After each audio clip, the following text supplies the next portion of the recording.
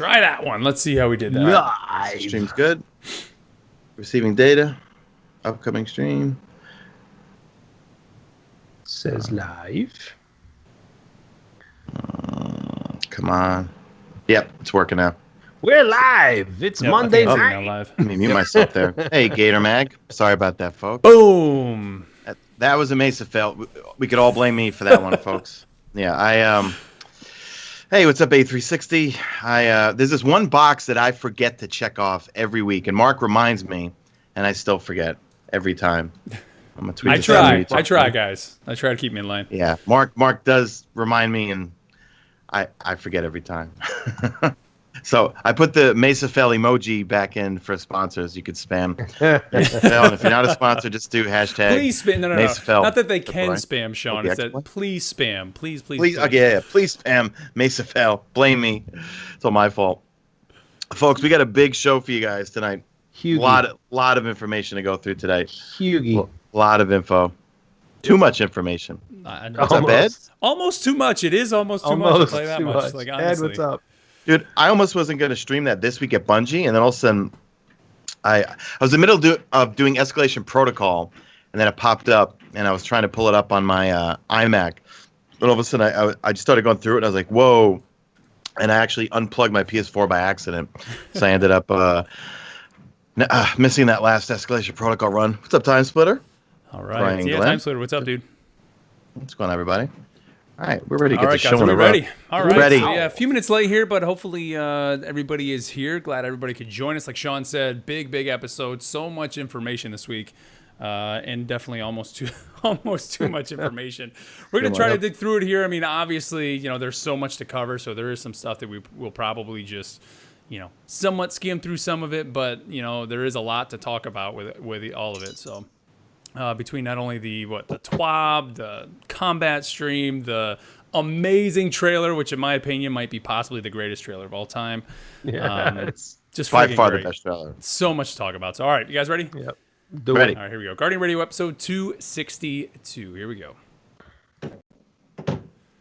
Welcome everyone to Guardian Radio, the first and longest running Destiny podcast on the net. You are tuned into episode 262. My name is Mark Turcotte, and joining me this week, as always, from his new digs, no longer inside his closet, K-Dub. K-Dub, what's up, dude? What's up, everybody? Man, dude, it took, I did the rundown today. It took me 2.5 hours. There's so much stuff to go over. I don't want to just copy and paste things. I try to do bullet notes and add some things here and there. And I have 3 pages of notes, just from the combat stream alone. It was just a really good week. A lot of awesome info. It was a time well spent doing that rundown because we've got a lot to talk about. Holy bananas, Dewey. So let's get moving here. The third voice there, as always, from the heart of Queens, our king of Queens, Mesa Sean. Sean, what's up, man? What's going on, everybody? Yeah, so much to talk about. That trailer that you mentioned as we started there was probably one of the best trailers I've seen coming out of Bungie in a very long time. And the way they synced up the music with what's coming with Forsaken, yeah, we got a lot to talk about. So I'll leave it at that so we can get into. We got a lot to dig into tonight. Yeah, I don't even, usually we go through our housekeeping, but hell, you want to help support the show, you want to follow the show, check the show notes down below. All the information is there for you. I'm not even going to give it out here on the podcast, other than email us feedback at theguardiansofdestiny.com. Yes, all the feedback that you have on what we're talking about tonight and all the announcements that have been coming out here over the past few weeks. So let's dive into it here, boys, with our news segment that we call Dispatches from the Traveler. All right, so as promised, we had the combat stream here. Bungie fired up the old Twitch studio, ready to go as always.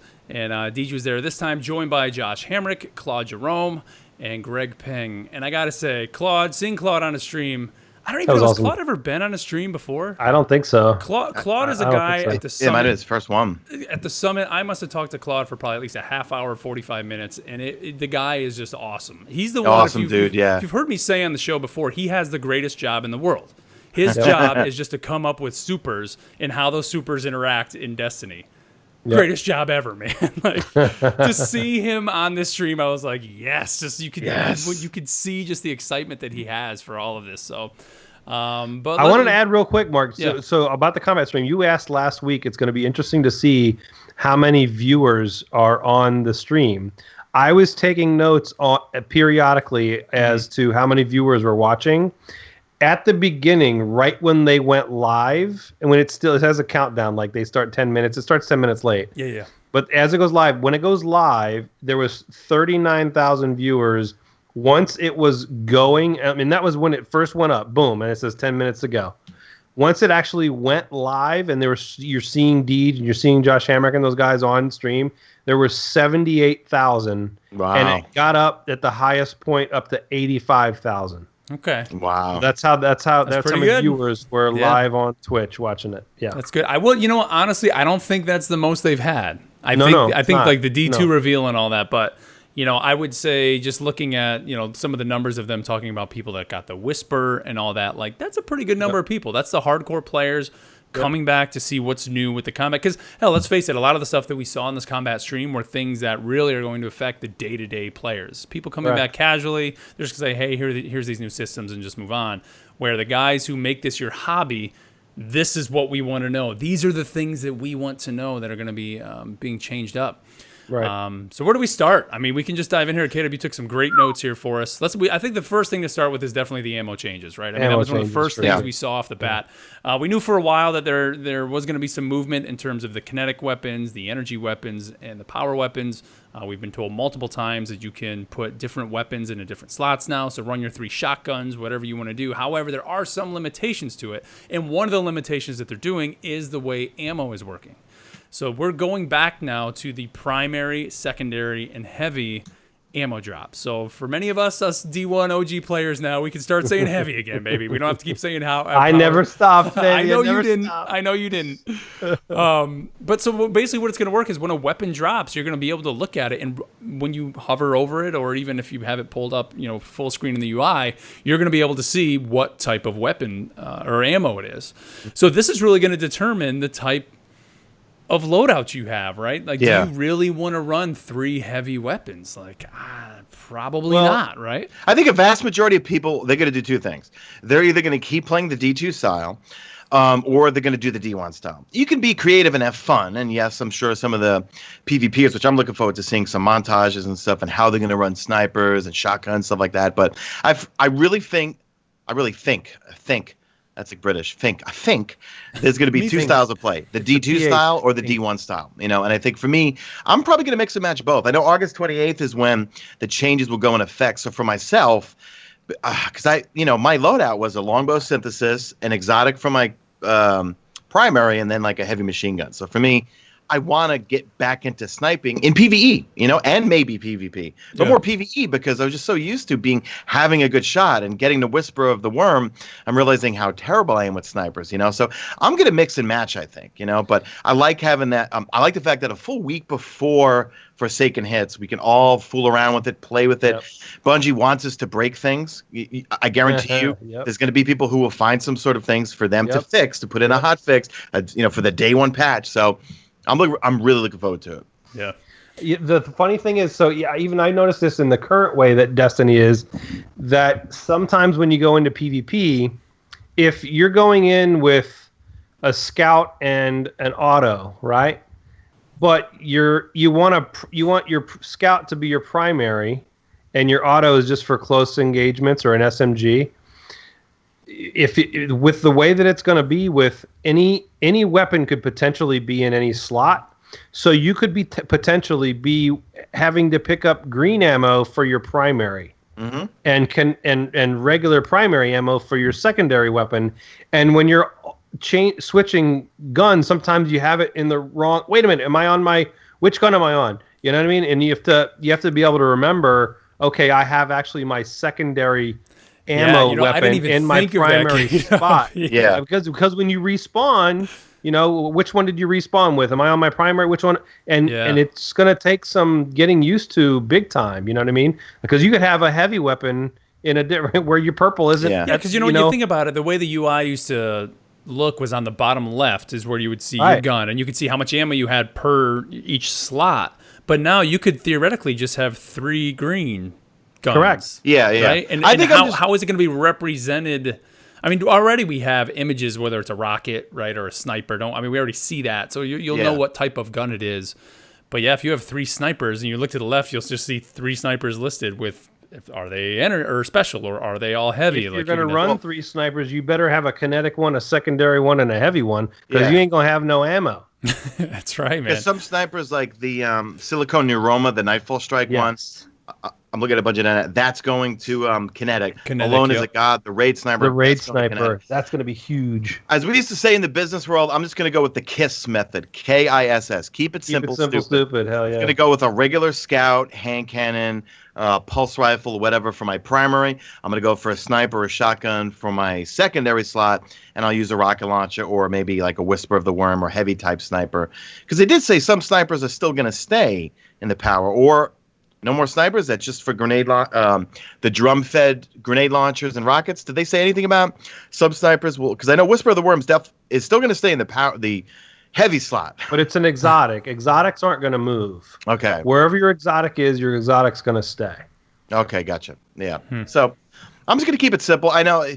I think it'll get confusing if folks start really trying to do the crazy loadouts with 3 snipers or double shotguns and a rocket launcher. Then you're going to be scrambling for ammo. So I think best bet I would say is keep a kinetic on you that's good, that you can have a good amount of ammo for. Then in your secondary slot, put in like a sniper or a shotgun or just another type of energy weapon that's a scout or pulse, and then save your power for rockets or grenades or something like that. Because I have this later down, but we're talking about ammo. So in PvP, when you die, you're gonna drop the special ammo that you had on you when you died. But when you respawn, you're gonna respawn with 2 rounds of special ammo, depending on the gun. There's little disclaimer, but for the most part, you're gonna have 2 rounds of special ammo when you respawn. So if you're running, you can't run just 2 snipers that both take special, because you're going to have 1 bullet in each, and that. Well, you know, Josh and Claude were talking a lot about play style and how just the new meta is going to basically change the skill gap, or it's going to make that skill gap much more apparent. And I think there will be people that can run 2 special snipers because every shot they take, they know they're dropping somebody down. Where, like, you know, if I do that, I'm going to be out of ammo instantly because I'm missing half my shots. But if you're sniping somebody and you're taking them down, now what are you going to do? Run over there and try and get that ammo? Because you're going to get domed as soon as you run across the map to go get that ammo. Because you're out of ammo. You're going to need it. Mode, Yeah. Just saying. I'm sure some people will fiddle around with it, have some crazy loadouts to get some crazy plays, but for the average folks, more than likely, play like D1 style or play like D2 style. Yep. Well, I mean, let's talk about probably more like D1 style for sure. You know, Caleb, you're just talking about, you know, you're going to go over there and get domed. Well, we know there's random rolls coming on weapons, number one, but one of the things that excited me a lot was the armor perks. And there was we're going to learn now these perks in that are stackable, right? Up to 5, isn't it, Sean? Is that what it is? Yeah. So if you have something, you could be running like a crazy person. One of the armor perks has you turning a corner much quicker. Was that an armor or was that a weapon? That was on armor. Yeah, one was sprinting and then turning corners. One was increased grenade throw distance. They said when a piece of armor drops, right, it's going to have 2 randomly rolled perks. One is a perk that's going to be like increased grenade throw distance or something like that. Then the other one's going to be related to a weapon type, like more scout rifle ammo or more hand cannon ammo, something like that. But for turning it into a masterwork, were we just talking about? Or No. I was just saying, just, you know, because Caleb's saying how, you know, if you take somebody down, that you're going to get domed. But what I'm thinking in terms of the skill gap is what I'm saying. Like, to me, watching this stream and seeing how the mods are going to work. Yeah. I mean, you can completely grind and customize to your exact play style. Here's my PvP loadout. I think any more.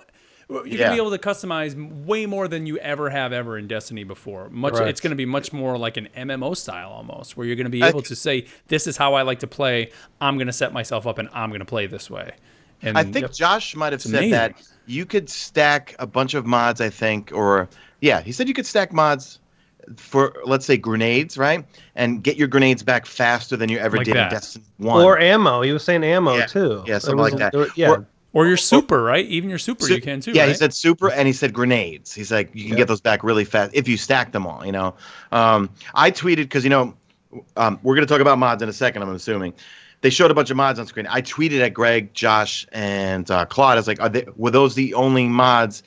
The mods shown on screen, are those the only mods that are going to be available? So Greg Peng wrote me back, maybe, exclamation with a smiley face, which that means no. No way. Right. Right. So there's going to be so many mods, dude. I mean, I was writing some of them down and screenshotting them as we were going through. And then I watched your video too, and you named some of them that I didn't have. I had some down that you didn't name. Right. There's going to be so many. How great is that? Like this is the mod system. I think that's how I thought it was going to be. This is what we thought it was going to be with Destiny 1. They're doing it. True customization is you get a role, you know. You know what's funny, guys? I've seen a lot of new folks who never played Destiny 1 and actually were asking in my comment section, what is a god role? You know what I mean? And my nice subscribers were cool. They were like, a weapon that's, you know, that has the perks that you like or you think would make it the best. I'm saying to myself, man, if you get a, you know, a hand cannon that has, I don't know, rangefinder with rampage on it, and then mod it with something with hidden hand or something like that. There's just Third Eye was always an underrated one for me. I always loved Third Eye. That was literally Third Eye was a good perk, man. Because I'm like you, man. I'm a nervous Nelly. I need to see my radar, man. Yeah, me too, man. Like Mida, I was one of those Mida scrubs in Destiny 1. But yeah, like if they could bring back something like Luck in the Chamber or something like that, I'd be a real happy camper, man. Yep. But I think this is what we're looking for. I think what was great too is we learned. Well, we've heard, and they didn't clarify yet on how the mods are going to work from the Gunsmith yet, did they?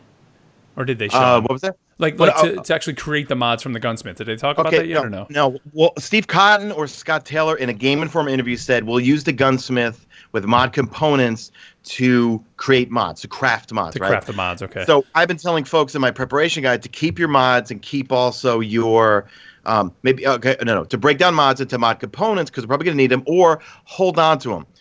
I'm trying to find a tweet from Josh Hamrick that I emailed myself today. Let me just give me 2 seconds. Yeah, I would say while you're looking for that, one of the things too that I think is neat, and I'm pretty sure this was confirmed, is that if you get a weapon with a mod that you no longer want, when you dismantle that weapon, you then get access to that mod to put on something else. Absolutely. So pretty much every drop we get in the game now is somewhat going to be meaningful. Like you could be looking for a certain mod, and the gun that you want, it's just not dropping on that gun, but it may have dropped on another gun, and you could say, okay, well, I'm going to break that gun down, take that mod that I want, and put it on my weapon. So I found the tweet, guys. That's great. So, don't break down your mods just yet. In fact, when you hit 100,000 or even less glimmer, buy blues, turn them into legendaries, and hold on to them. Blues are going away, but someone asked... Josh Hamrick, just to verify, if I dismantle all of my current mods, I would receive the same materials as if I did once Forsaken was live, just hoping to clear out my vault. Josh said, no, wait until the patch on 8/28, I believe. Check this week's TWAB for more info. So, folks, if you have legendary mods, hold on to them right now. Don't dismantle them just yet, guys. Right. Let's wait and see what they do on the 28th. If you dismantle a bunch, listen, Bungie takes every currency that we have too much of and makes us do something with them, right? Right. Other than the Vanguard research tokens and the Trials tokens right now, they're going away. They'll disappear from your inventory come August 28th. But with mod components, if you broke some down, don't worry. We'll talk about those in a minute. But as far as the mod components, you're going to need a lot of those. Mm-hmm. So, when you get the excess, when you get the max glimmer, go buy a bunch of blues, combine them, get as many purples as you can. That's absolutely true. Yeah, you should definitely do that. You know what though? Like, you're gonna need a lot of them if you want to. I guess maybe specifically craft them. Because have we heard anything about blueprints yet from the Gunsmith? I mean, Sean, we're saying we can craft them. Are those going to be random? Because you're gonna need a lot. But like, if every weapon drops with one, and you just dismantle that weapon, you're just gonna get a mod that way. I get a feeling... You know what I mean? So we're going to just be getting all these mods from every drop that we get. You dismantle the gun and you're getting... No, you know what? They don't want us running around modding everything and being bored really quick. I get a feeling, the currency and... Because they already upped the cost for a lot of things. If you want a package from Banshee, it's 100, not 40 now. More than likely, they're going to up the cost to create a mod, which is going to make you think, all right? I got this mod. I like it a lot. I could put it on various weapons. You really got to think, do I want to put it on this gun? Because I think once you put it on, you got to dismantle that gun to get that mod back, right? So you got to really, put some some thought into it as to let me think about this. Do I want to put that on there or not? Or let me hold on to it, and then all of a sudden a week later, I do a milestone and I got the hand cannon I really want right now. I'm going to put this mod on there, Yep.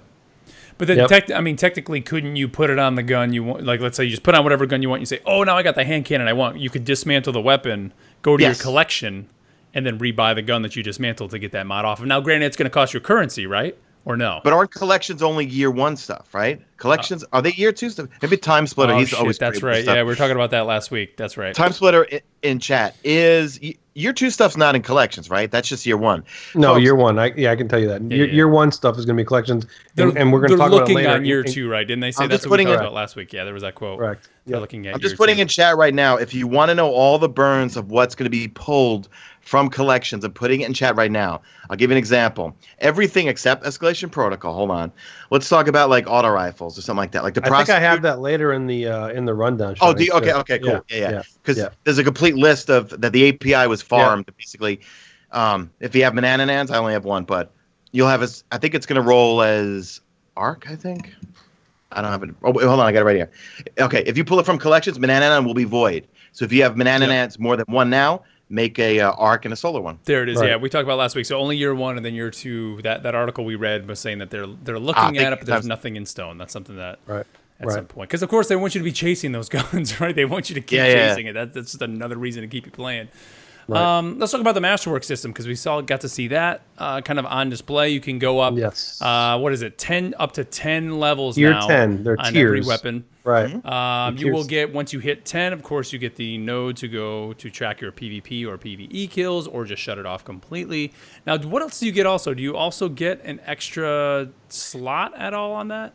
You do. So you get an extra perk slot when you get to tier 10. And you also get a percentage buff. I think it's 1% per tier, up to 10% buff of on your tier 10 weapon.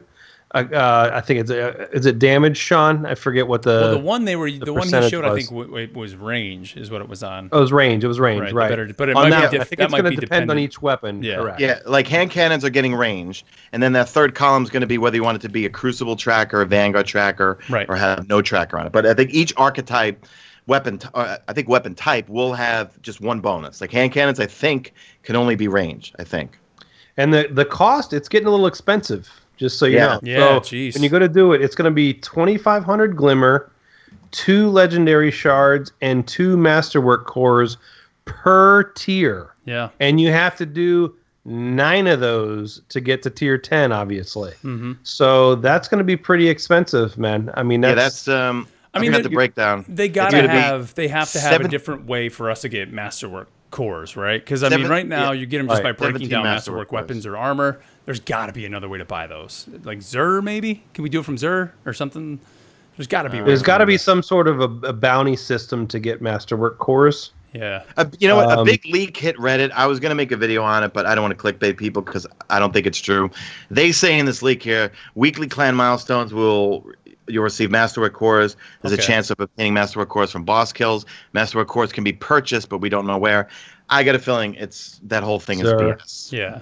You think it's BS? I mean, there's got to be something like that, Sean. Maybe that's not the specifics, but they can't but this thread is naming the names of the strikes. He's naming the raid boss, which I think I know the name of the raid boss, and it's definitely not what they're stating here.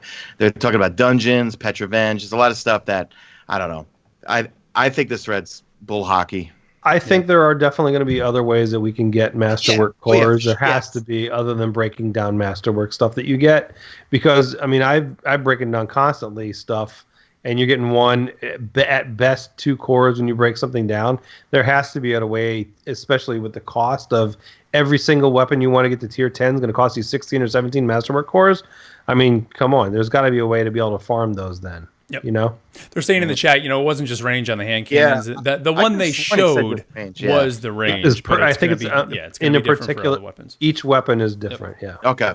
But before we get to the biggest news that I think, let's take a minute here to thank our first sponsor, and that's OnAir PC. Our good buddy Ryan and the team over at OnAir PC are ready to get you online playing Destiny or whatever your game of choice is and have you streaming live on the internet. So if you've ever wanted to get yourself live on the internet, either going on Twitch, whether it's on YouTube, whatever, playing video games, the guys at OnAir PC have your back.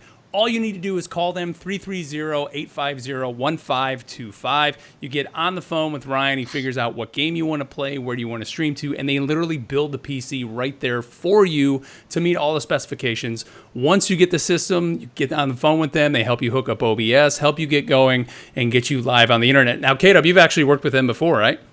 Yeah, I mean, actually, I got my laptop from Ryan, and he's working on a system for my son right now. Sweet. So if I trust him with my laptop and my son's computer, believe me, they know what they're doing. That's right. Yeah. So again, call 330-850-1525. It's down in the show notes. If you guys are watching on YouTube, you can see it right on the screen. And again, those guys are ready to get you playing Destiny 2 on PC if you want. Oh, and also they do have right now, if you order a PC from them now, they will get you set up playing Destiny 2 and Forsaken, even if you don't own it, because every PC now is coming with a free copy of Destiny 2 and Forsaken. So you can be streaming Destiny 2 live to the service of your choice. So again, OnAir PC, 330-850-1525. So let's talk about it, boys. The biggest news, and Sean, come on. I don't know how you didn't make a video just about this. Right. Trailer? Shoulder charge the biggest for the Titans is a one-hit kill again, man. I'm actually happy for this, man. Look, if it's going to speed up PvP, because look, you know me, I've been playing Black Ops 4 beta nonstop the 2 weekends we've had it, so it's made me a better Destiny Crucible player because I need to have those Twitch reactions, you know what I mean? And yes, shoulder charge was annoying in the Crucible and Destiny 1, but at the same time, it sped up the gameplay. You know, I'm tired of having.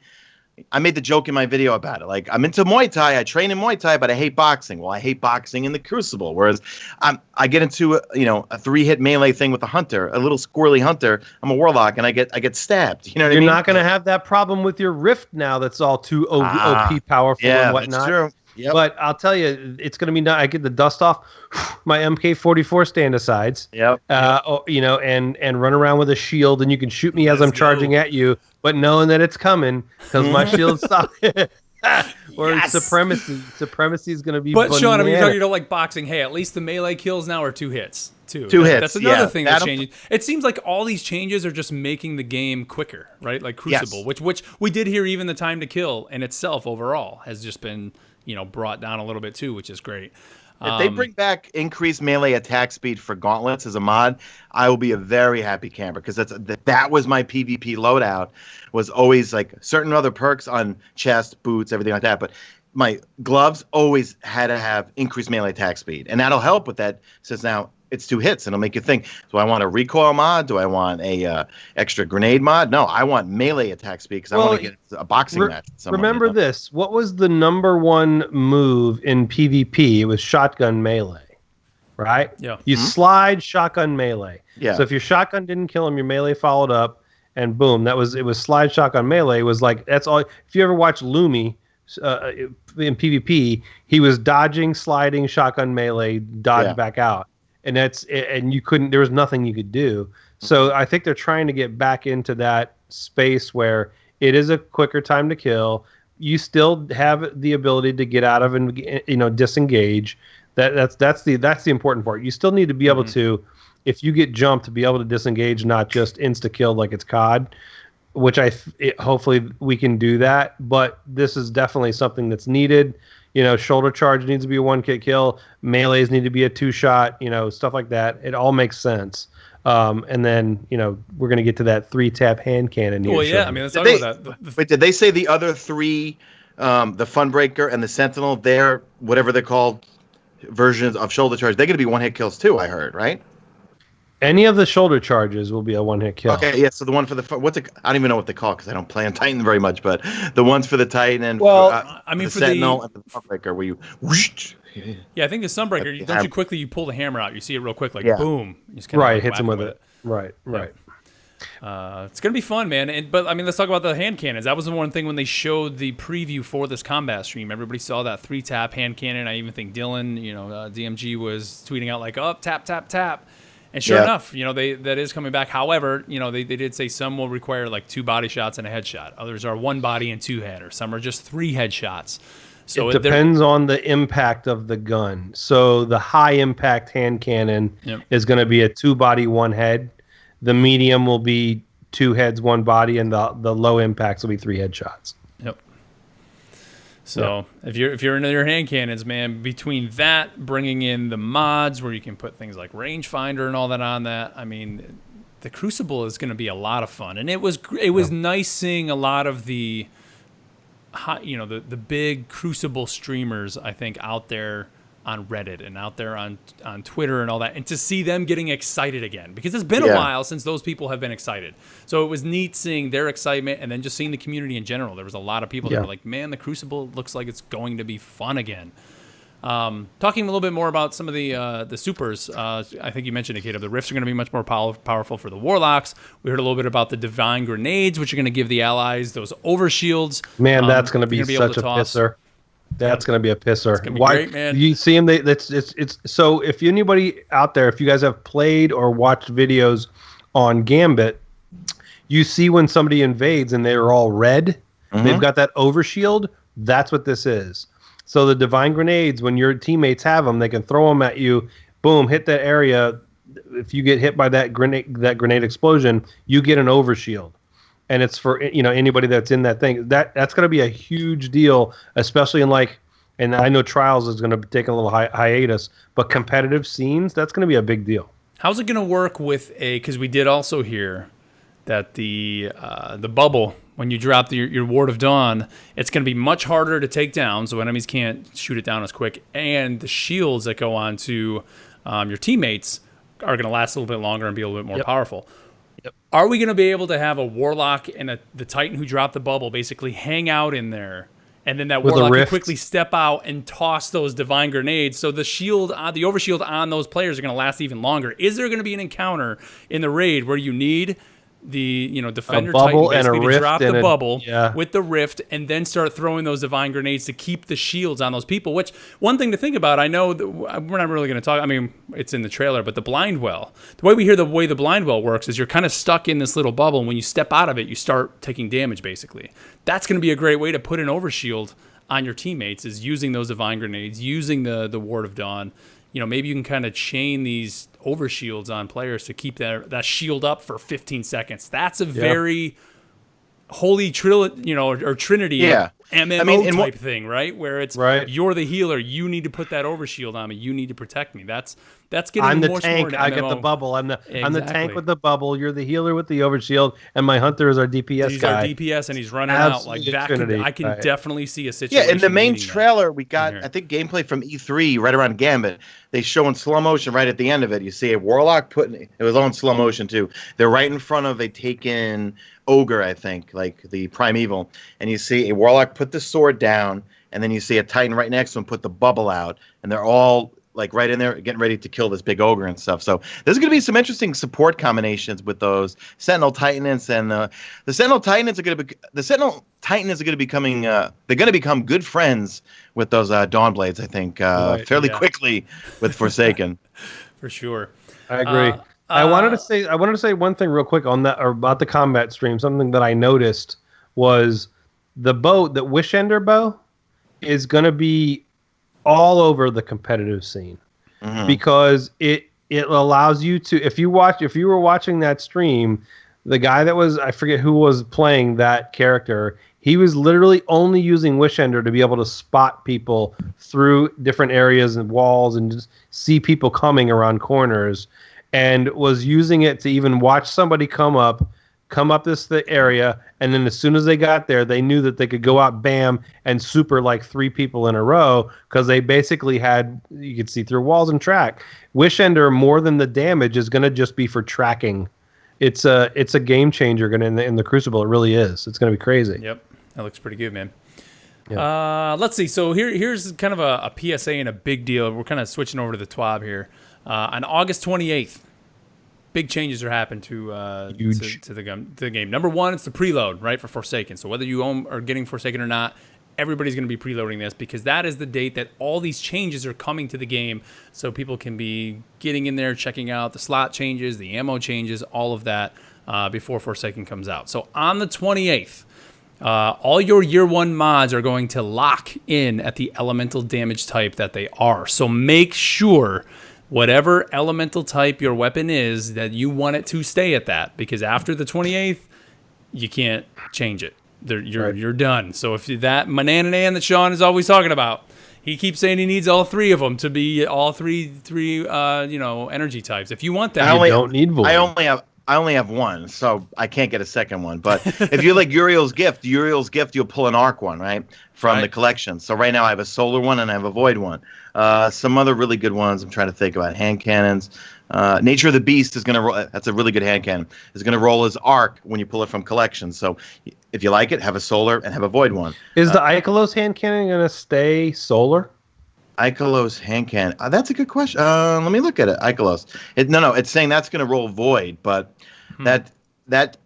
this API data that I'm seeing right now came before Josh and Greg put out that the EP Shotgun and Sniper will be rolling as Solar or changing to Solar. And we have a theory. We're trying to get them to go to our saw that. Put them in the Postmaster. I saw Will it work? I don't know. All I know is that you're not supposed to. Your Leviathan keys are supposed to disappear every week. The Postmaster does weird things. But if you fill up your consumables, the Leviathan keys go to your Postmaster. So, like my friends, they're stocking up on raid keys. And you're saying, why? Well, they're going to try to get exotic engrams from the Leviathan with all these raid keys after Forsaken comes out. Maybe it might give them something new. I don't think it will. Maybe it might help them with their power. It might. Who knows? You know what I mean? So... Right. We think if the EP Shotgun drops as Void now, because that's what's going to be dropping this coming Tuesday, tomorrow, and I still don't have that damn thing. I'm filling up my heavies. I'm going to let it, or power. I'm going to let it go to my Postmaster and see what happens August 28th. More than likely, it'll change to Solar. If it stays as Void, I don't know. Get a bonus, right? That'll be interesting. Yeah. Yep. I'm going to be doing the same thing. Yeah. So I saw that, and that was a great idea. It's worth an experiment, and I could absolutely see it working, so we shouldn't have said anything. Shut up, Sean. But at the end of the day, you know what? I'm looking through my vault and stuff like that. Look, I want new toys to play with, man, and especially with random rolls coming back. Yeah. There's going to be better weapons than what we have now. I mean, like, I'm still using the same 10 to 15 weapons for everything when it comes to legendary stuff anyway. Yep. You know what I mean? So for me, it's going to be like, I want to see these new archetypes, compare them to the old stuff, and then see what kind of random rolls, and then see how they work with mods. It'd be so much to do. Yep. And then I don't know. We didn't mention this either. There are some weapons that, regardless of that energy slot or the energy type, they're moving to the kinetic slot. So it doesn't matter what you put on there. Those that are changing, you're just going to lose that. Of course, you're not going to be that magic person running around with that arc weapon that shouldn't have. I've seen a lot of people. Alone as a God being one of those ones going to where your kinetic is going to be a big deal. That's a really good sniper. There's Hawthorne's Field Force Shotgun. The Hawthorne is one that a lot of people use a lot. It's going to be kinetic. That's my main shotgun. I'm kind of not happy about that because I like having that shotgun as an energy shotgun because of energy shields and taking them down quicker. Real fast. And making my favorite shotgun go kinetic kind of sucks for me. Honestly, I mean, I'm not happy about that one. Because didn't Dado do a video where he compared two weapons of the same archetype, same perks and everything, and if it was kinetic, it technically did more damage than its counterpart as an energy, but the energy obviously would help take down the shield. Shields, right? Yeah. That's the problem with Graviton. So I use Graviton and Nameless Midnight. Nameless Midnight's my kinetic. Graviton is obviously my energy. Yeah. Graviton's great if you got a friggin' a Minotaur that's got that void shield, you take that down really quick. But Nameless Midnight does way more damage. So it's absolutely true. But man, that shotgun does a lot of damage, whether it's in my energy slot or not. I like that auto Hawthorne, so I'm kind of not happy about it. Do you have the perfect paradox? I do. I would make that into a void one right now. That's what I plan on doing. Or the Raid Lair shotgun. They're not as good as the EP shotgun, or in my opinion, I still love Hawthorns. It looks cool. It sounds cool. Yep. But Perfect Paradox is pretty good. It's got Rampage on it, too. Yeah. You know? Yeah, agreed. Let's talk about this in the investment team. They talked a little bit in the TWAB about their high-level goals for progression and economy in Season 4. And I think these are they're cool to go through. They want to bring back the days when you are impressed when you see someone at max power in the tower. I like that line. Max power in the tower. The experience of leveling and then powering up should be meaningful. Which, yes, it should. Every time you are playing, it should be meaningful. That's my carrot. That's my carrot on the end of the stick. Is in power. That's it. Absolutely, it's going to be huge. Players should have a sense of discovery when earning rewards from different activities. When players accomplish something difficult, the rewards should be special or unique, and not all of the sources of power in a week should be apparent on the director. That's going to be interesting to me. When people discover things that give powerful gear, and it's not something that's in the director, how quick is that video going to be up? Yep. You know what I mean? Like, so that's going to be something that's going to help, you know, the Seans of the world go, hey, I discovered this, or hey, the community figured out a way to get more powerful gear for this week, and maybe it changes next week, which it probably will. I think that's a great thing. It's going to help community. It's going to help everything. So I think that I love that, and it brings mystery and reason to go explore and do things. I love it. I think it's great. But I think they're even kind of alluding to just the RNG of like when that random Galahorn would drop out of nowhere, and you see the constant videos of people just losing their minds. Like that's, I think that's coming back. Destiny 2 lacked that. We didn't have anything really like that, right? So it's cool that that's coming. But this is them kind of going off where they're saying that experience of leveling should be meaningful, and that, you know, when you see somebody at max power, it should mean something. Because here's one of the things you're going to do. So they're scaling the power production of all the content by the difficulty of that. So if you manage to, let's say, beat the raid and you're under 40 power, under what the recommended level is, you should expect to receive more potent rewards. So when players earn powerful rewards, these items are never going to scale down to where they do not increase your power.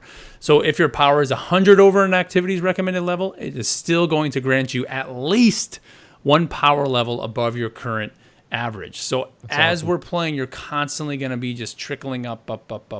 And a lot of the reason they said that they're doing that is because you may have clanmates or friends that are way below you, and you want to go help them in an activity that's way below you. Well, they're still going to reward you for doing that activity. That's brilliant. Yeah. You know, I mean, our clan is great, and we jump in there and do it all the time. We do it now, and it doesn't reward you, but it doesn't matter, as we're trying to help our clanmate. But now, to go do that and get a bonus of, hey, at least I'm going to get something that's worthwhile, that's brilliant. I mean, that's just, it's so great. Yep. And then they said also exotics. When you get an exotic, it will always be at or above your Guardian's power. Now, that can't be true for Xur, right? I mean, this has to be a drop. No. Xur not for one you buy, only for stuff that drops. Yes. Right. Yeah.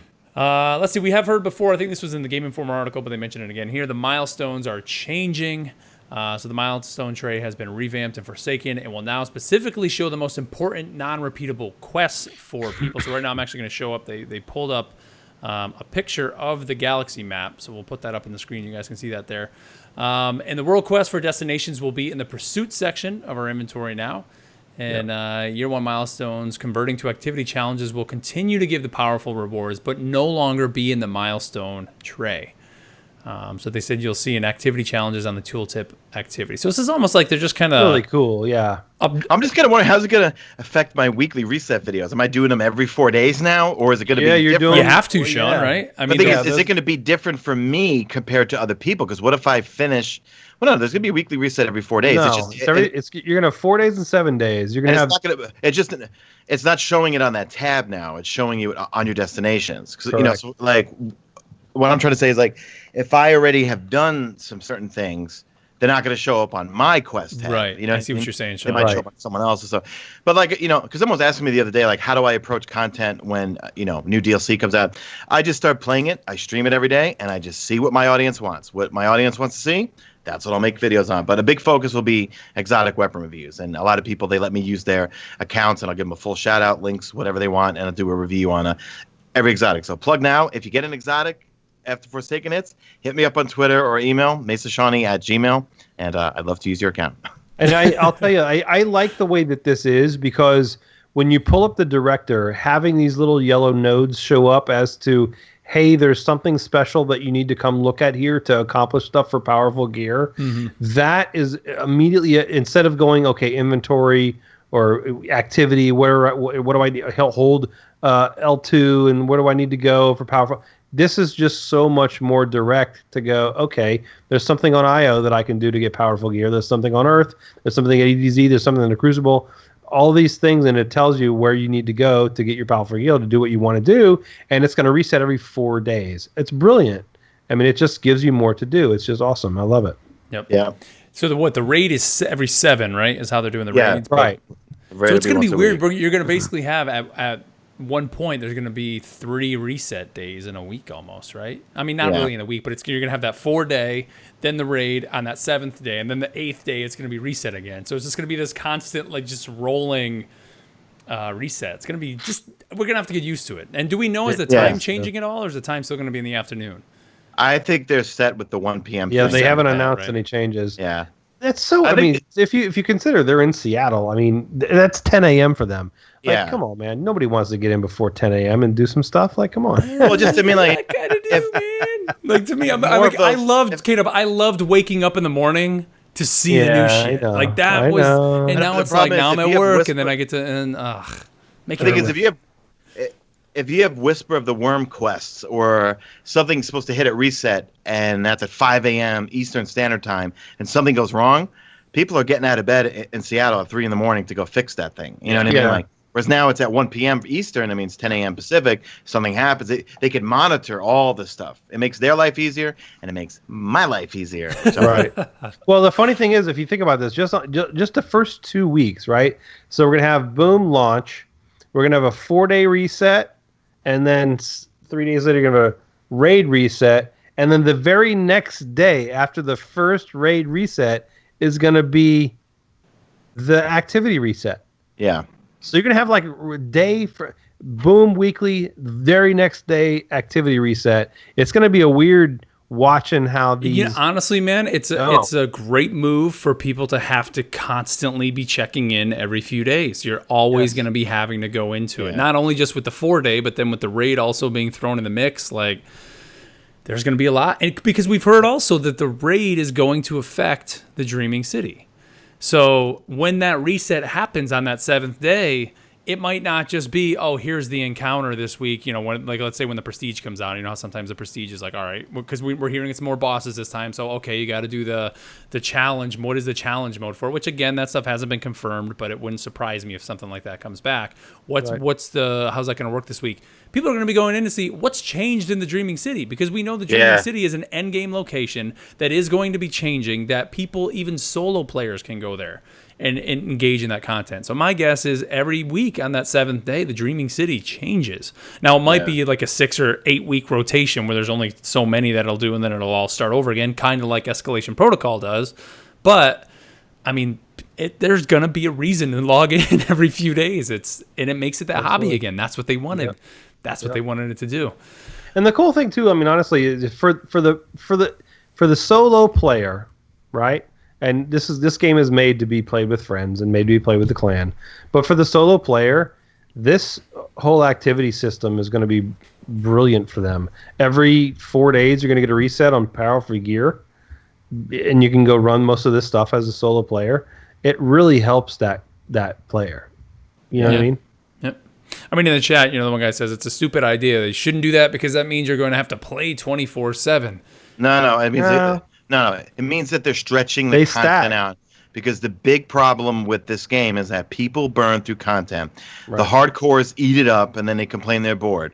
The semi-hardcore eat it up, complain they're bored. Even the beyond slightly above casuals complain they're bored after a month, whatever. The longer they can stretch things out, I think we're going to be in good shape. And the fact that random rolls and things changing, weekly resets, all sorts of, like, the Dreaming City evolving over like the span of weeks, whatever. It's all going to stretch things out until December. And remember, we haven't even talked, or they haven't said anything about live events, faction rallies. Trials is not going to be in Season 4. Yep. What about Iron Banner? Festival of the Lost? Are they going to do one of those? Are they going to do the Dawning? You know what I mean? There's a lot of stuff that we don't know anything about yet. So more content, more things to do. I'm fine with them stretching it out. Yep, for sure. Me too. All right, well, let's before we talk about the strikes and all that and how those are going to be changing, because there's some changes coming that I think are actually some much needed changes, and it's going to be pretty neat. But let's thank our second and final sponsor here of the show, and that is GamerGoo. At this past Guardian Con, GamerGoo was our booth buddies. If you saw us at Guardian Con, or Destiny Con, Guardian Con, every day we were next to these guys over at GamerGoo, and we had the chance to actually try this stuff out. If you're not familiar with GamerGoo, you can go to gamergoo.com, get yourself a free trial, and this stuff is literally something you put on your hands to stop you from sweating. Do you find yourself sweating? Amazing. Since they removed skill-based matchmaking? you need gamer goo, You and need it smells gamer goo. good. But it's funny. I was laughing because we're going through this, and I'm like, oh, trials are going away, right? Like trials are the sweatiest thing. The and gamer sweaties, goo. right. The point is, you literally put it on your hands. Your hands stop sweating. It gives you grip on your controller. They have 3 scents. K-Dub loves the cinnamon. We all got some of the cinnamon. The red hots. The red hots. But you know what? I think with that going away, with trials going away, we're going to have Gambit. And I think Gambit in itself is definitely going to stress you out. So if you're looking for something sweaty, that's the place to go and do it there, or hell, even go over to competitive. So and it's antibacterial. It's brilliant. It is, yeah. So the guys over at Gamer Goo, they gave us a promo code. So if you're interested in checking this stuff out, make sure to use promo code Guardian for 10% off your order. And they actually have a free trial as well. So if you go to gamergoo.com, you can get a trial of, you get 3 of the trial size for free. You can try it yourself. We have, they have the cinnamon, the peppermint, the orange. Check it out. Again, gamergoo.com, 10% off. Use promo code Guardian. And stop sweating on your controller. I hate that, man. When someone hands you a controller and it's just disgusting. Sticky. Gamer Goo will help you out with that. Now, one thing that makes me sweat in Destiny, or used to sweat in Destiny 1, was the nightfall. The fear of going back up to orbit was the worst thing ever. And we are finding out that the nightfall is changing. There's no more prestige. They're increasing the base difficulty. And you can now choose from 3 different nightfall strikes. When you go in there. Thank God for that. Yes, right. This is going to help as well, too. They say, while having 3 options, players may only select the strikes for which they own the appropriate expansions, of course. But I think this is going to help for people to chase the Nightfall-specific routes. Absolutely. Right? If there's one you don't have and you want to go in there and tackle and grind your butt off to try to get that drop, now you can go in and not have to wait, a long time for that strike to drop. I think it's great. Yes, idea. It's so this is a no-brainer, but to be able to choose whichever one you want to do, because hey, depending on what the burns are or the whatever the different difficulties are, there's going to be some that are easier than others, but also there may be like what was the helm that we always wanted to get from the Nakuru Strike, right? Oh, yeah. There was always right. There was always so there was always something you wanted to get, and grinding the hell out of that thing was just so much fun, and that was the thing. And once it was gone, then you had to wait until it came back up again. Another maybe 3-4 weeks, like who knows, right? So this is just brilliant to be able to choose what you want. If you want to do them all, great. If you want to grind for a specific one, great. If you want to get all 3, great. But this just gives you options to go do your own grind, and it's brilliant. This is one of the best changes that they've made in a long time. It's awesome. Yep. Also, the other strikes now, where they're changing the level of difficulty with that. There's now a 300 power, 400, and a 500 power. Once you're 40 over a given playlist, it basically blacks it out for you. And then they're saying they're doing that just so this kind of ensures like a healthy matchmaking pool is kind of the way they phrase it. But it says the Power 500 playlist will always be available, and strikes will have modifiers. So that's pretty cool. Yeah, I mean, so right now you go into a Heroic Strike playlist, and you jump in there, and you've got some dude that's 345, and you're like, come on, really? Yeah. Like, somebody's going to bail. It's just going to happen. So it's good for matchmaking for sure. Yep, for sure. Let's go through some of this stuff, because this is more just quality of life changes, and all of this is coming on August 28th. So these are all the things that, whether you're getting Forsaken or not, a week prior, these are the changes that are coming to Destiny 2. So meditations now, they're changing that up. They're being replaced by the Heroic Story playlist, which is going to be 500 power. So this is going to be something that you're going to have to grind. If you're not getting that base game, you're going to have to grind a little bit to get up to that. Let's see. Heroic Adventures are added to all destinations now, except, of course, in Mercury and Mars, where they already are. Those are just going to stay the same. There's no more Vanguard research tokens. They're going to be removed from your inventory on August 28th. If you have those right now, go redeem them. Yep. Destination materials will be the main source of rep and will be part of the cost to infuse different weapons and armor. And the let me chime in on. Yeah, this is huge. That's huge. Yeah, so destination materials is going to be the big currency on all the destinations of what we do within Destiny 2, right? Yep. Pro tip, guys, go through your ghost shells. I have a ghost shell for every destination that has detect resources within a 30 meter range. I think there was one exotic. I got to look through my exotic ones. There's one that can detect resources on any destination if you have that saved. And I never got that one, but I deleted 2 of my other ones, and I'm so mad. See, I've got the one that detects caches on every destination and gives me glimmer on every destination. But will that be in our collection, Caleb? If you delete it, it might be in your collection. You might be able to get it in your collection. Point, man. If that's all your one stuff, I deleted. I only have 2 of the destination ghosts, and luckily this week was Mars, and the Mars ghost I do have. And can't you buy them from the vendors too, Sean? Isn't that one of the things they sell? Or is it just weapons? For some reason, in my head, I think like when you go see Devrim, like the ghost is there. No. Just like Shaq sells them. But you could buy ghost shells, and it's going to randomly roll with something from Tess Everest with Bright Dust, But just go through your ghost shells. If you have one for each destination, will it make a big deal? No, because it looks like patrols, adventures, bounties are going to give you materials, which you're going to use to infuse and also use for reputation. However, it's not going to hurt when you're out and about, because did they mention anything about the rare and the commons? When it comes to the materials, sometimes you get greens and sometimes you get blues, right? Yeah. And when you're doing like there was something that the commons were going away. Something like that, I think. Yeah. But I just remember, all I'm saying is that, folks, try to get a ghost shell for each destination, because I get a feeling Bungie loves to take the old destinations and incorporate them into quests, right? So what if there's a quest where you need to go to the EDZ and you need to collect 100 Dusklight shards or whatever they're called, this and that, So Caden in the chat is saying the star map shell is the one. Star map shell, all right? That shows you everything. Look at Destiny Item Manager and see if I still have it. Star map. Now, are these the things that you just are going to pick up around the world? They're not, because how sometimes when you're doing the Mercury stuff to get the Osiris weapons. So it's those will drop from like public events. It brings me back to the days of, remember when you had to go try and find. That's what I'm saying, Caleb. Are we going back to vanilla Destiny year 1 where you got to run around and find these things? It's more going to be. Not that bad. It's more going to be chests. It's more going to be chests. So. But there's still, I mean, like right now, every time I see, it's ever since I started grinding through in the last probably month, I've been picking up every single node that I see for those materials for that exact reason. Because so that will help. But I think getting a ghost that can detect if those are there, the planetary material nodes that you can pick up along with the chests, seeing those is going to be helpful for sure. Let's see. Destination tokens are being retired. It said, but you can use the ones you have towards rep for those destinations. Let's see. The Gunsmith we mentioned earlier. It's 100 Gunsmith mats now to level up. Right now it's 40. Yep, so that's going to be changing. Iron Banner, Vanguard, and Crucible tokens earned in Season 3 can be redeemed in Season 4, which is something they usually carry that over. This is a big one. Trials is being retired temporarily. Yep. So, like we were talking about Gamer Goo, that, trials, right? You're going to be sweaty. They're going back, taking it back to the drawing board. They kind of mentioned they just want it to come back with better rewards and just get back to, I'm trying to find if I had it pulled up here, darn it.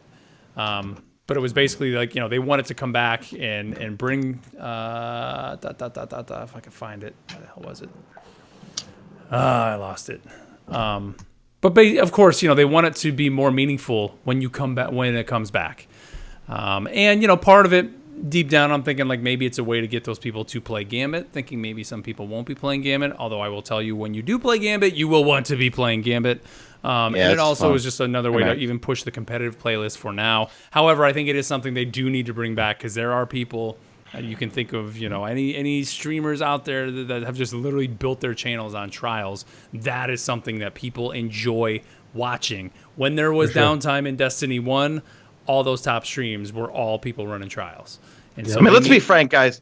3v3 elimination, it worked. You know what I mean? Yep. It was fun to watch. It was fun to play. But for me, being a casual, it was more fun to watch. You know what I mean? Trials will be coming back. It's not going away forever. They just have to redo it. I mean, I was playing with one of my good friends just the other day who was a really good Trials player, and he's like, the rewards just aren't worth it.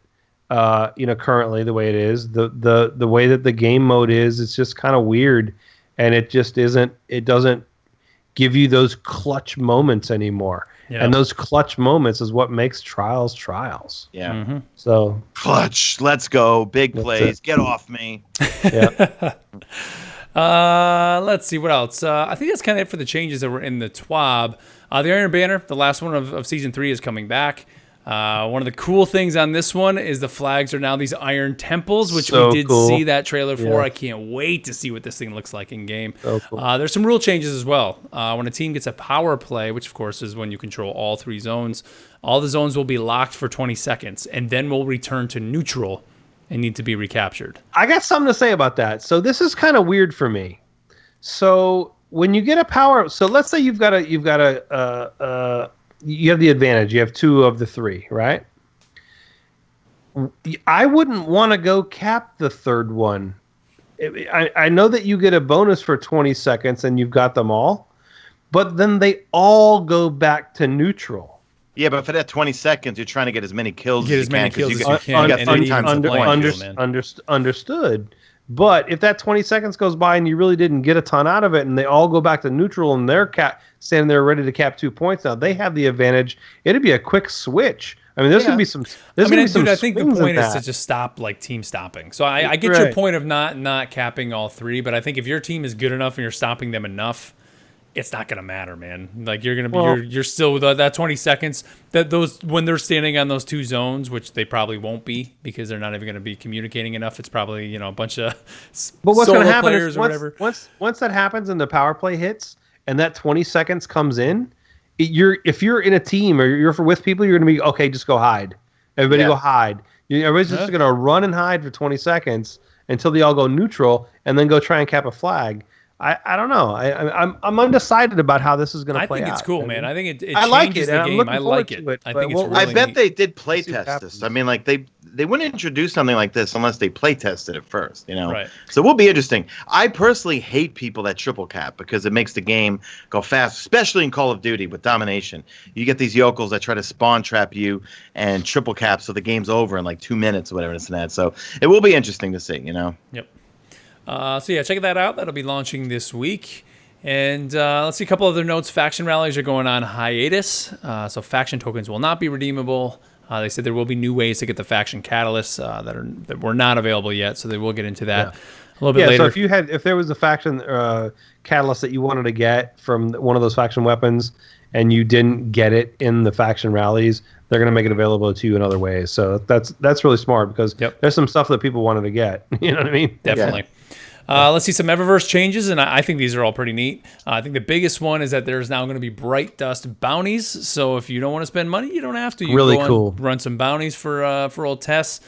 There's a couple different tiers, so you can get up to 20, 70, or even 150 Bright Dust, I think, which is pretty cool. So everybody can do it just by doing that. They're introducing these ghost projections, which is pretty neat. When you pull out your ghost, it puts out almost like a hologram above your ghost. Very cool. The only thing that I don't like about that is you can't see it as yourself. You're being you. You can't see your ghost projection other than in your menu when you're looking at what your ghost projection looks like. Wasn't there something like that before? I want to say there was something that we would put on and you could see it in your menu, but when you backed out, you couldn't see it. What the hell was that in Destiny 1? Well, you know what I'm saying? Like, you have to pull up your menu. You go into your menu. The people that are looking at you can see it. Right. But you can't see it. Yeah. You know what I mean? I mean, you might be able to see it. Sure. I think that you still hold your hand out with your ghost. You'll be able to see it. Maybe if you one tap it instead of... I don't know. Yeah, when you hold it out. I think they look so cool. I mean, I love this. I just want to be able to see it. You know what I mean? I think this is a big one, too. Legendary weapon skins. It's pretty neat. I mean, that's interesting, because you get a legendary weapon that you like. And a lot of times we use our legendaries a lot more than we do the exotics, Yeah. And I'm kind of a little over the exotic ornaments thing. I mean, they were pretty cool at first. I'm a little over them now. And there's a lot more legendary weapons that I've grown more attached to. And feel some allegiance to, like my origin story or Nameless Midnight, Banana. Let's see. And then there's going to be Eververse collections, and Eververse armor will be giving as a reward, or those pieces given as a reward will have random rolls. If purchased, they will have fixed. Right. So if you're converting a bright engram and you get a reward, that'll have a random roll. If it's something that you go and purchase from the little thing that she has there on the bar, that's going to be a fixed roll, and you're going to know what it is. Yeah. Yep. It's not going to be a big deal. I remember when they first rolled out the Eververse armor, and I think it was the Taken set, and then it was the Age of Triumph gear set. I remember I think I threw $100 in there and bought a whole bunch. And the perks that actually I had a friend, ex-friend Owa, who spent like $150 on whatever they were called back then, those packages, and none of the perks were worthwhile. All the good perks that he had on his armor came from Crucible or Vanguard or factions. You know. Yeah. Mm-hmm. Yep. Let's see. And they also did announce finally here that there's some XP bonus weeks coming up leading in. So Double Valor will be August 10th to the 17th. Triple's going to be the 17th through the 21st, and then another double weekend will be the 24th through the 28th. So Iron Banner week is going to be Double Valor week. What's up? How you doing? I wish they would do it for Glory, because you know what? No. I'm kind of regretting not going for the Redrix. Claymore. I got killed for the first time this last week by a Redrix. It's not that I want to. Yeah. It's not that I want it for PvP. It's because I want it for PvE. You know. Mm-hmm. But to be honest, this summer, I mean, like summertime, I kind of go in vacation mode. You know, like, I'll make my videos. The rest of the summer, I'm outside. I'm doing Muay Thai with Beverly, just chilling. You know. But part of me is like, man, I wish I would have grinded for it, because that is probably one of the ultimate PvE guns. You kill one thrall or drag, and then you've got that high damage and super fast fire rate. You know what I mean? Yep. So. All right. Before we wrap this one up, guys, because we're already sitting here now over an hour, we need to talk about this trailer. This Dreaming City trailer. God, I mean, it was just incredible, right? I mean, when you see this thing going, the first time it dropped, I forget what they put out a tweet, and then it just said some of the things that they show in the trailer, and then it showed kind of the upside down letters, because we do know that there is something underneath the Dreaming City, and that was kind of what they were alluding to for it. But like I said at the top of the show, this was probably one of my favorite trailers almost of all time. I mean, Sean, you put that one out from the raid. That one was pretty damn good. It might be possibly the best, but this thing, just seeing everything that they show, the music. Their audio team just knows how to put the right music. Because we've always said this, all Bungie music is amazing. Always has been great. Every destination has a vibe to it. And the way, the build-up that this music does with the cutscenes, and you see these awoken, those tech witches that Marasabi used to have, but now they're half taken, you know what I mean? And the build-up and build-up and build-up, and it was like... It's talking about... It's better than Hollywood movie trailers, man. Yeah, dude, it's talking about puzzles and the mystery that's here. There's a clock ticking in the background, and there's the one moment that really hits for me is when the music starts going, and there's just that sound going like and then you see the hunter spinning the bow staff, and it fits perfect with everything that's there. We see the blind well. They talk about the blind well, so we kind of get our first real glimpse at that space. What we've heard about that, I saw somebody in the chat asking a little while ago, have we talked about it? And we mentioned it real quick at the top of the show, but like that, I think is going to be a very cool activity. It's going to be kind of like the Court of Oryx type activity, where we're going to be able to jump in there, even in Escalation Protocol. But from what we're hearing, you're going to actually have to go and give something to the altar or whatever it is that's down there. But that activity seems going to be neat. We get some glimpses into the actual raid itself. We see 6 Guardians running through a giant door.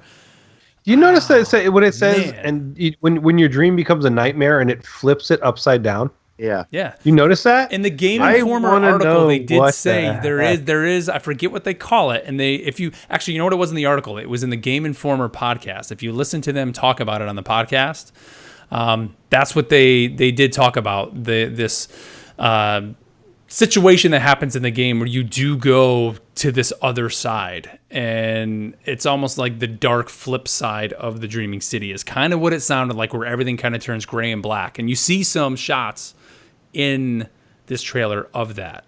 It looks very, very Taken. I'm calling it that the raid's going to be all Taken. You know what I mean? Yes, absolutely. Yes. And which is also why everybody is speculating that the raid, that the Savathun is going to be the raid boss. We're kind of hearing some speculation that maybe it's not.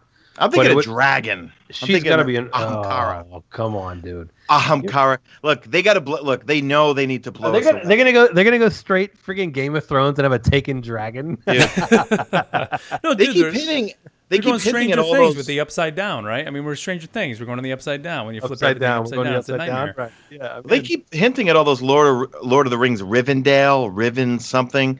They keep hinting at all that Lord of the Rings type stuff. I don't know.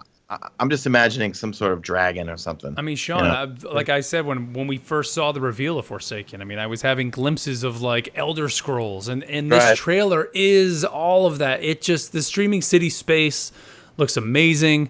What even I think gets me more excited is that this is the end game space. So we know this is where we're probably going to spend most of our time, is here. And it just looks, I mean, there's so many different locales. The lighting is great. Oh, man, I can't wait. And I'll tell you, there was this day, the day this trailer came out, I was talking with a buddy. Not going to say his name because some people may kind of know who he is out there.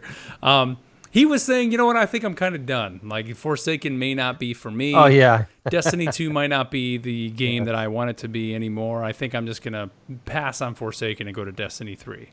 And about 2 hours later, this trailer came out. And I said, you know what, man? If you watch that trailer and that does not get you going as a Destiny fan, then I think you do need to just move on. Because that trailer just struck every single chord that I needed it to for what I want in an expansion. And, you know, that could be the hype machine and just the fanboy in me going crazy. But I want my Guardian to go to that space. I want to experience and explore every little nook and cranny of it. It just looks so like it's going to be so much fun. Mark, I mean, you and I are comic book guys and fantasy world guys, and I came from WoW, and now you're back into WoW. I'm playing WoW now. Yeah, that whole fantasy space is right up our alley, man, and it's gonna be bananas, dude. Yep. Now, we all love the Taken King, and they said, Scott and them said, this is bigger than the Taken King. And the Taken King, we could all say, changed D1 for the better, just in terms of the whole questification of Destiny 1. And I think with all the quality of life changes, new content, new destinations, I think we're going to be in good shape. I think we're going to be in really good shape. Yeah. Yep. I think it's going to be fun. No doubt. All right, boys. So do we want to just wrap it up there? And then and hold this stuff for next week? I think we should. We'll for next week. So, all right, guys. So, obviously, Iron Banner is coming out this week. Get out there. Play some Iron Banner. We got some changes to control. I just honestly just want to see the fire pit on the ground. Yeah, me too. I know, You know, clearly, I'm just a guy who likes looking at these spaces in the game. You hear me talking about the Dreaming City trailer. I can't wait to see that. It's going to look so cool, I think, seeing that.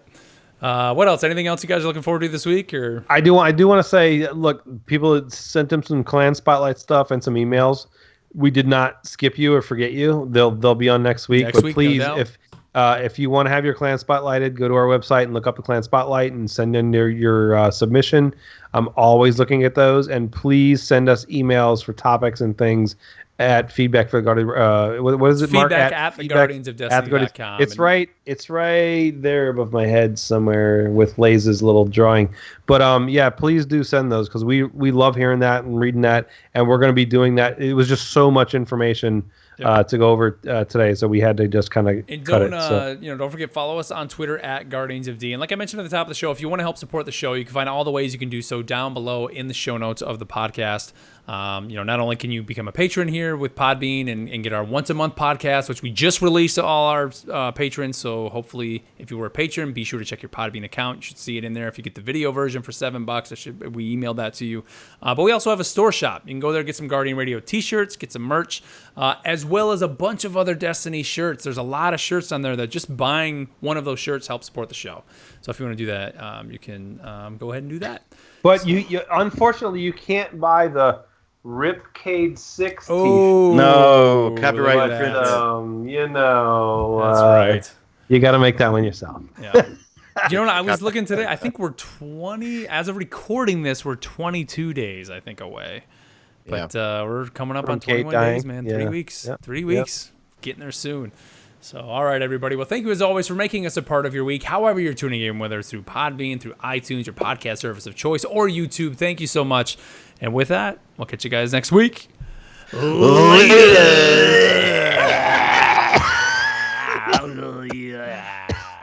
You shot me right in the spleen. In the spleen. Do I need that? Nah. What's up, chat? Hey, where do we get the codes for our moment of triumph T-shirt? I finished. BNet Probably get on on BNet. BNet, right? Okay, so it's Okay, logging yeah. my Bungie net account. Yeah.